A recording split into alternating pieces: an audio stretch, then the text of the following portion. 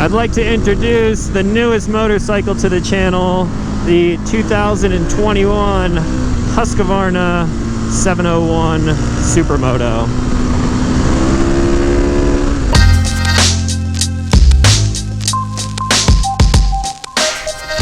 What's going on, everyone? Back with another episode of Stuff and Things. If you're new here, my name is Talon and I make new videos every week. So if you like what you see throughout this video, then consider clicking subscribe. Today we're going to be taking a look at my brand new motorcycle that I just picked up last week. I've got about 500 miles under my belt already, and this thing is killer. We're taking a look at the Husqvarna 701 Supermoto.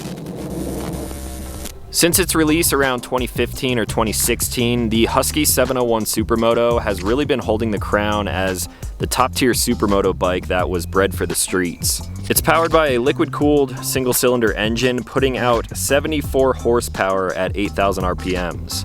And I don't really remember the torque rating off the top of my head. Yeah, I'd say about 54 foot-pounds. But it is quite a lot for a bike that only weighs roughly 320 pounds. The bike also features an electronic fuel injection system, which means there is no mechanical linkage to the throttle grip. Every time you twist the throttle open or smack it closed, it's all electronically controlled, giving you some insane power delivery and throttle response. The 701 also has a lightweight 6-speed gearbox with an easy shift function. That, in conjunction with the slipper clutch, allows you to seamlessly shift up and down without actually using the clutch. There are two different sensors, one on the shift lever rod and then another sensor that actually detects gear engagement, and it matches the engine parameters, allowing you to change gear at any RPM with any engine load. The frame on the 701 was actually precision engineered from the ground up. They're not just reusing one of their dirt bike frames for this bike. Underneath the rear, self-supported subframe, they actually fit a 13-liter or roughly 3.4 gallon tank, and it's positioned right in the back, almost central, right underneath your butt, and that gives this bike the absolute best weight distribution. For the suspension, there's WP Apex hardware in both the front and the rear. Up front, giving you 215 millimeters of wheel travel, and then in the rear, 250 millimeters. That suspension is, of course, adjustable in both the front and the rear, and right now I currently have the bike tuned to their sports setting. There are 17-inch black anodized tubeless spoke wheels wrapped in Continental Conti Attack Supermoto tires with a 120/70 up front and a 160/60 tire in the rear. I've never ridden on these tires before, but after my 500 miles, I can tell you that these things are insanely sticky. Now, the 701 Supermoto isn't just a dirt bike that they sort of retrofit to be able to be ridden on the streets, but you do have lights up front, taillights in the rear, and of course turn signals. This bike is plated and it's registered as a normal motorcycle. To make things a little bit easier when riding on the street, there are two different mode selections which you will find on the left side of the handlebars. Mode 1 offers a really sporty throttle response, but it is actually made for the street. And then Mode 2 provides a more aggressive throttle response, reduced traction control, and this is what Husqvarna considers their sport mode. This bike is fit with an ABS system, and traction control is optional on both Mode 1 and Mode 2.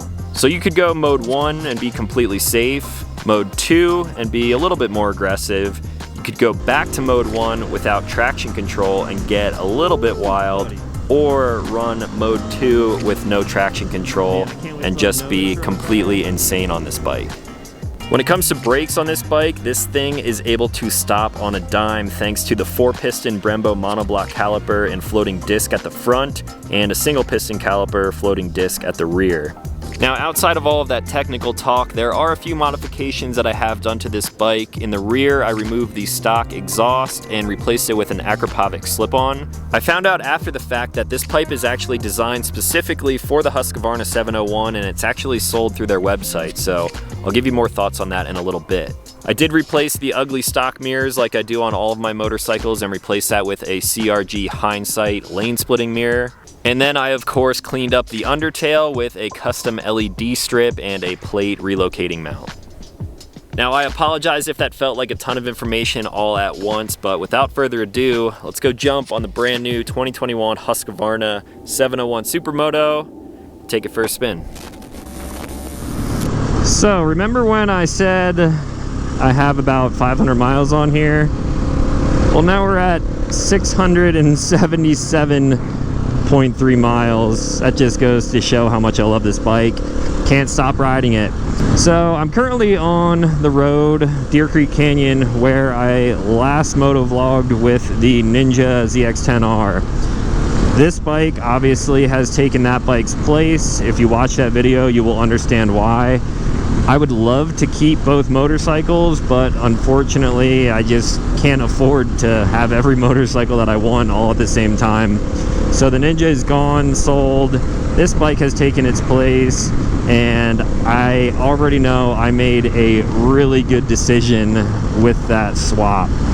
So in that last video, when I was talking about all the different motorcycles that I was sort of looking at, I was mentioning that I wanted a bike that was sort of a jack of all trades, but with that saying, something that is a jack of all trades comes a master of none. So a bike like this could be a jack of all trades, but it's a master of like not a specific thing. This bike, however, I think can be summed up by saying it is a jack of all trades. It's got power, it's great for the street, it's got suspension that you could also take it off-road if you wanted to, and we'll dive into more of that in a little bit. But I believe this thing is a master of fun. Jack of all trades and a master of fun. Oh, there's just so many good things about this bike. So let's just start off with the ergonomics and the overall comfort level of this bike. As you can tell, I'm seated pretty upright, super comfortable. My legs aren't squished up like they were on the Ninja. The seat is nice and long, so I can sit up close if I'm cornering and sticking my foot out, or I can just sit back kind of like where the passenger would sit and just be super comfortable like this. The bars are nice and wide and upright. I even have these little hand guards here which are blocking the wind. On a cold day, that would be super nice. But also, if you get into trees, they could kind of double as bark busters as well. Or of course, if you go down, I mean, it's gonna protect a little bit of the side of the bike. But because this bike is seated like a dirt bike and it is really comfortable, this thing is great for all sorts of riding. Ripping through canyons like I'm trying to do now, but this truck is just going way too slow, or just commuting around like from your home to the office. If you guys have ridden sport bikes, you know that they're not the greatest commuter bike out there. Something like this is much better. Even if you have a highway commute, on a bike like this, you can cruise on the highway at 70, even 80 miles an hour, no problem at all. I've actually seen about a $120 on the speedometer before.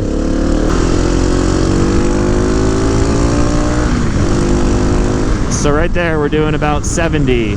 Once you go over 70, get close to 80 miles an hour, the wind will beat you up a little bit just because you're at a upright seated angle. You don't really have a windscreen, and I don't plan on putting one on here either. But this bike has plenty of power, and we'll talk about performance in a little bit.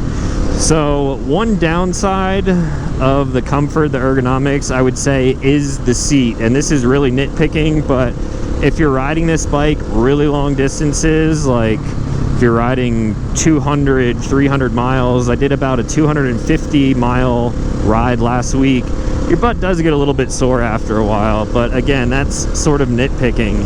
Maybe over time it'll sort of break in and squish in a little bit, or maybe my butt just got to get used to it.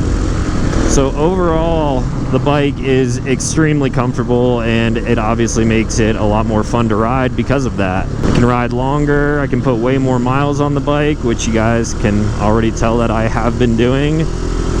And now performance, because oh, this thing is bred for stuff like this.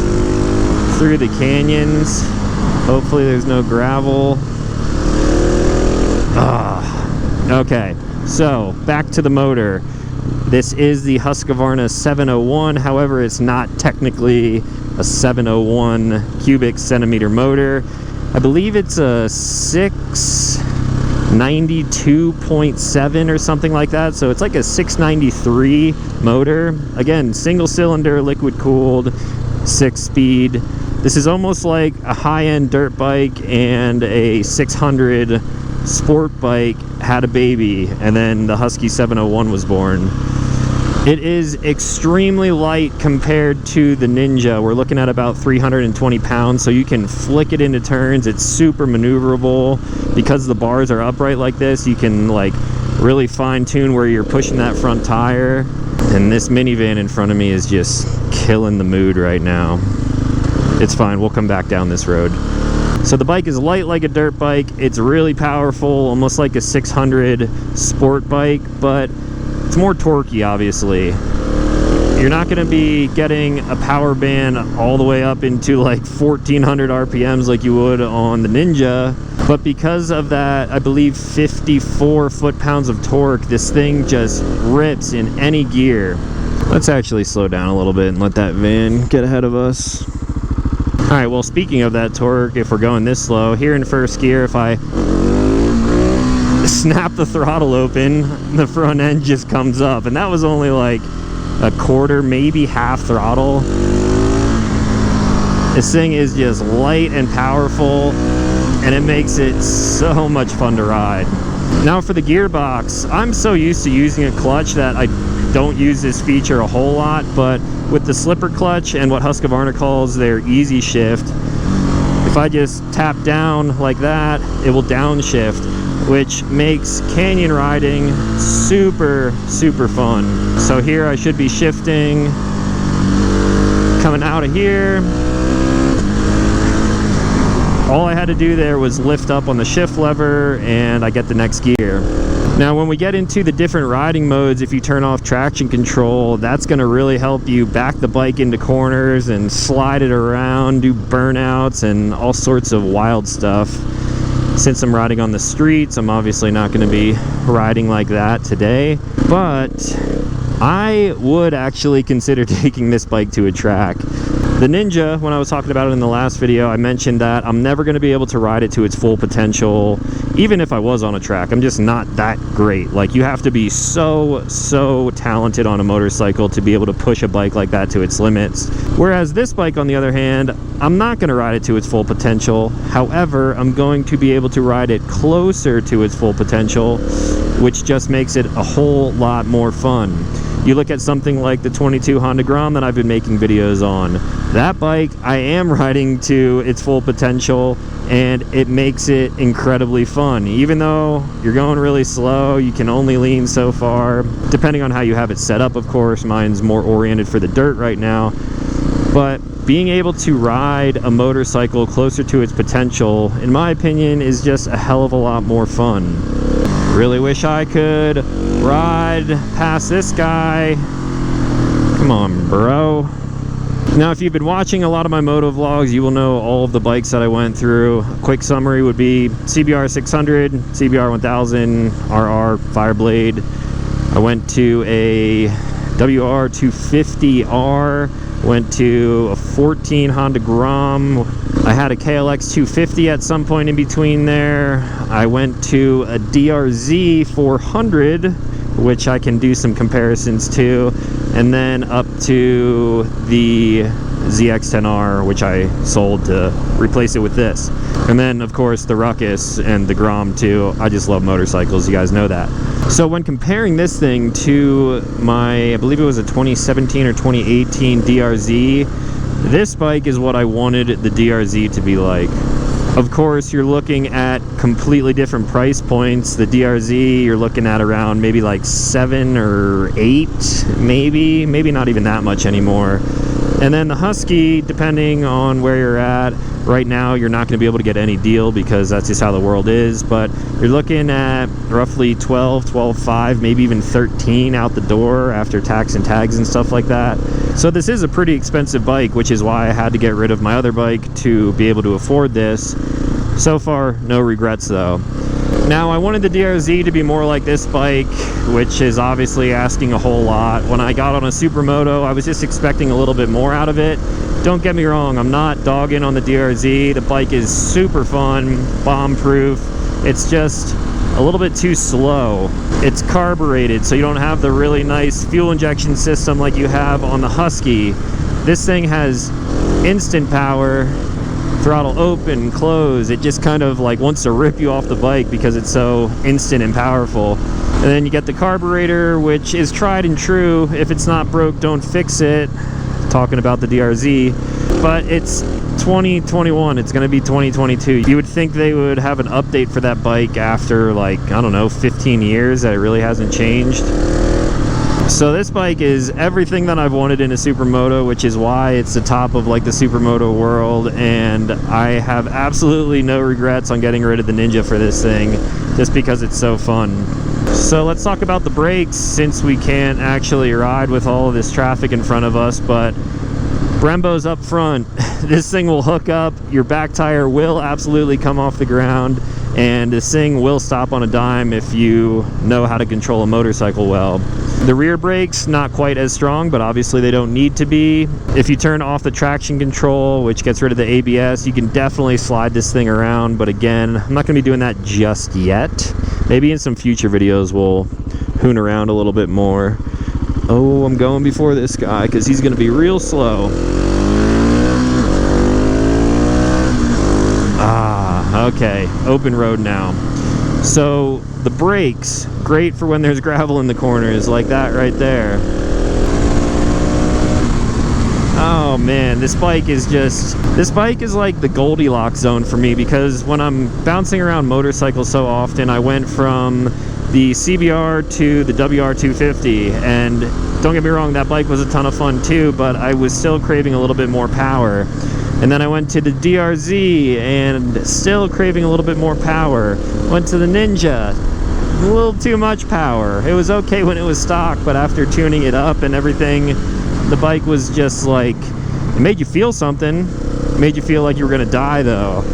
And then you go to a bike like this, which for me is that really sweet spot.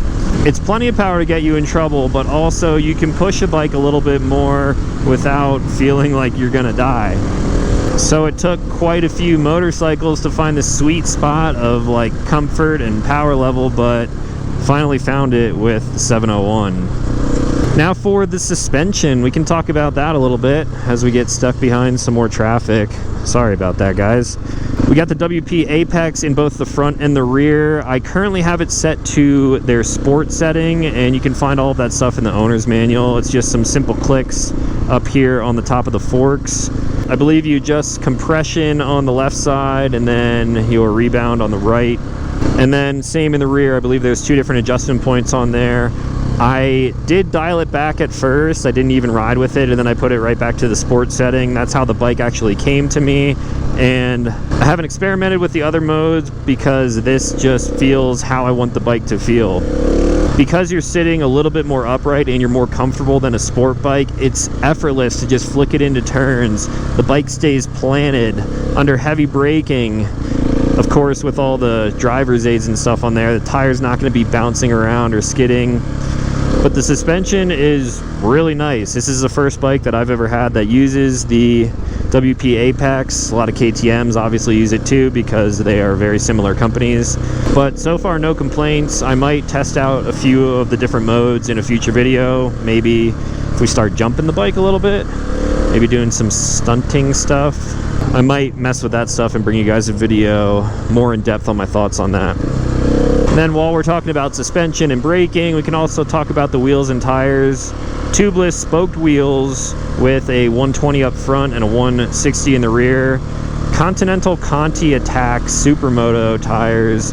These are something that I've never experienced before, but I can tell you they are super sticky. I would be able to show you guys if this dump truck would get off of this mountain road. But yeah, they are extremely comfortable. I have only put on close to 700 miles now, but I already feel very confident in their abilities. I gave it about 100 miles to scrub them in and then slowly push that lean angle over and over until we're getting out pretty close to the edge. Ah, thank you. Please get out of the way. Okay, see ya. Ooh, that pop from that exhaust.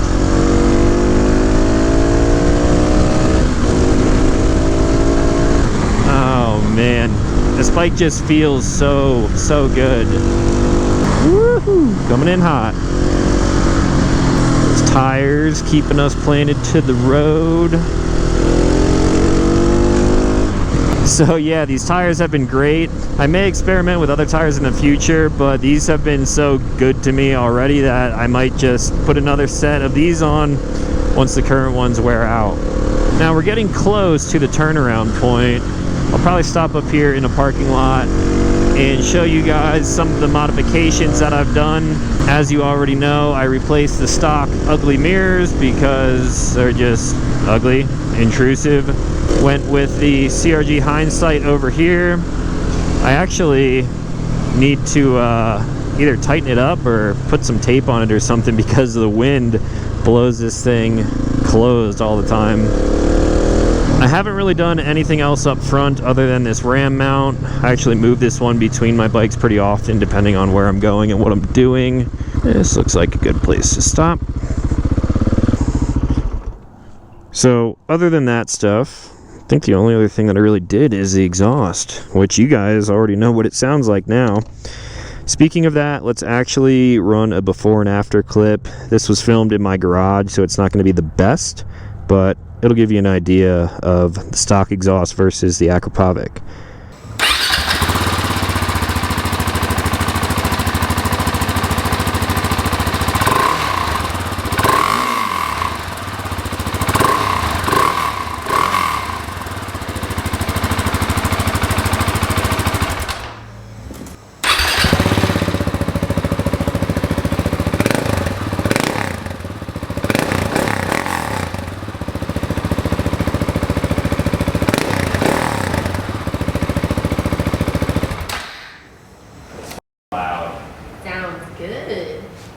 So there you guys can hear and see the difference. The reason I went with this is because the stock exhaust on this thing is super heavy. It has a lot of restrictions in here, and this just opens the bike up. I found out after the fact that this is actually sold through Husqvarna, and the bike is essentially tuned for this exhaust even though it doesn't come with it. If you know Acra, you know they use super high-end materials. It is a very expensive slip-on. You got carbon fiber and titanium. It's a lot lighter. It allows the bike to breathe, and because this is actually sold through Husqvarna, I don't even have to retune the bike or anything. The bike is already very powerful from stock, so I'm not sure if I can tell a huge difference, but it does sound better, and I believe it definitely opened up the bottom end for sure. What else can we talk about on our ride back down? The gas tank, we'll cover that. The overall aesthetics, this thing looks like a dirt bike. It's so rad though. Oh, and I also have this little integrated taillight back here. Might be a little bit difficult to see during the day, but they are pretty bright LEDs. Relocated my plate and plate light down here. It just really cleans up the back end of the bike. So, let's hope we can ride down this road without any traffic this time. Alright, so the gas tank being in the back of the bike, what that does is it just basically redistributes the weight a little bit better. We're looking at like a 3.4 gallon tank. Might cost me right now like 10 to 12 bucks to fill up if I'm running on E. So the tank is sort of like underneath the seat, underneath your butt, and it makes the bike feel super well balanced. Up here on the dash, everything is very cut and dry, simple. We have a speedo, you can have it in miles or kilometers, distance traveled, you have a time, you have an ABS light over here, and then you do have a fuel light if you're running on E. A little light right here will come on, but you don't actually have a fuel gauge. You also don't have a gear indicator either, which I can deal without. I've had bikes for a while that didn't have them.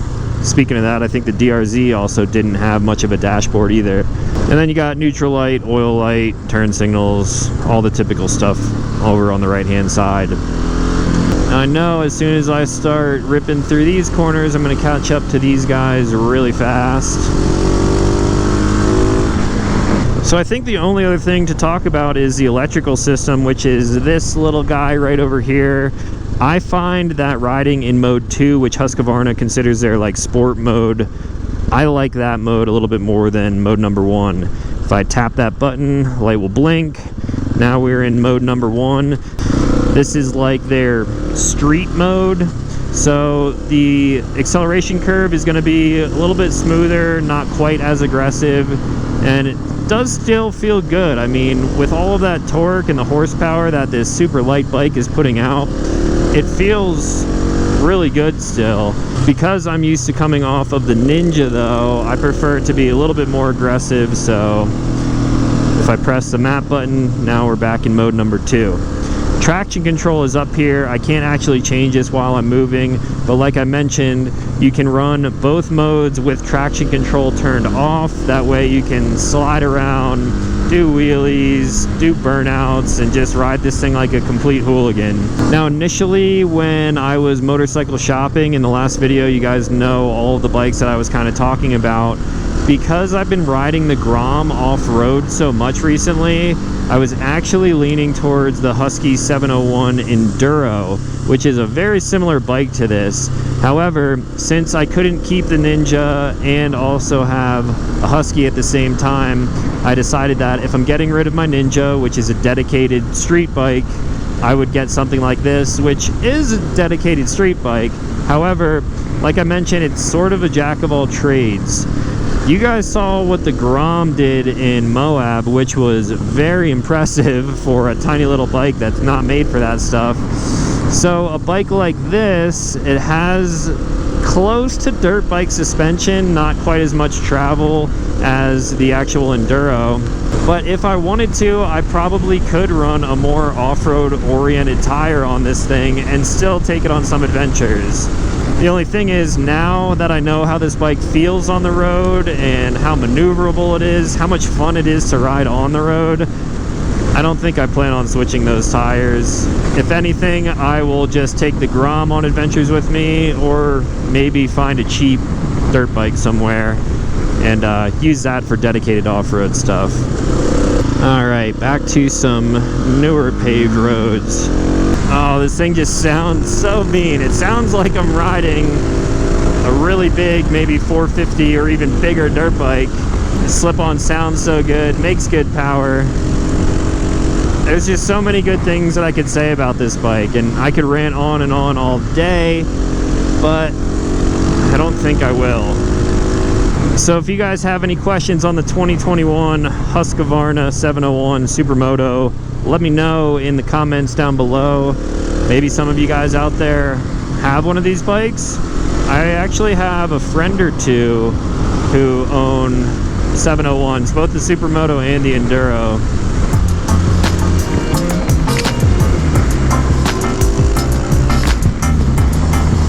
Woo, 15 miles an hour. These brakes just hook up. Okay, I swear, the review is ending, but we got open road here, so... Ooh, 15 again. A little bit of rocks. We're alright. We alright. Man, I can't wait till I know this road better.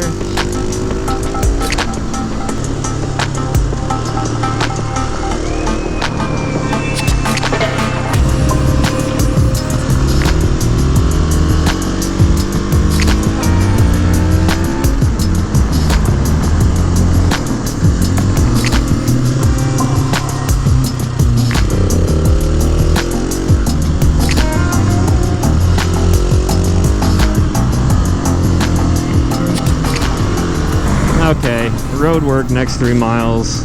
We'll cool it. Again, if you guys have any questions, let me know. If you made it all the way to the end of this video, I should let you guys know and also reward you that Slab Productions has a new release coming this week on September 15th. We're going to be releasing a limited run of the Black Flags. We also have black camo rain jackets that are perfect for this time of year. It's going to be getting colder and rainy. They are super water resistant and also can sort of double as a windbreaker. I will probably end up wearing that over top of my Kevlar jacket here once it gets even colder here in Colorado. And if you guys did make it to the end of the video, use code HUSKY10 at checkout and get 10% off your order. We'll let that run for the first week that this video is live, and that's just a quick way to say thank you guys for watching the videos all the way to the end. If you enjoyed this stuff, I'd appreciate it if you left a like and a comment. If you're new here, consider clicking subscribe because I make new videos every single week. As always, thank you for watching. Ooh, last corner. Okay, one more corner, just one more.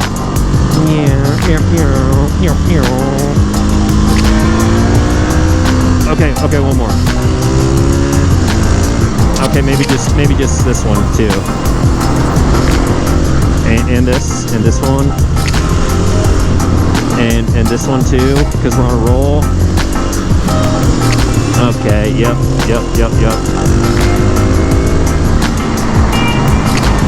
And this one right here. And downshift, because we're going a little hot into this one. A little straight.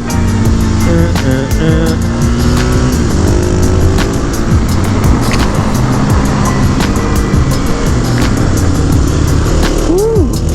Coming in a little hot right there.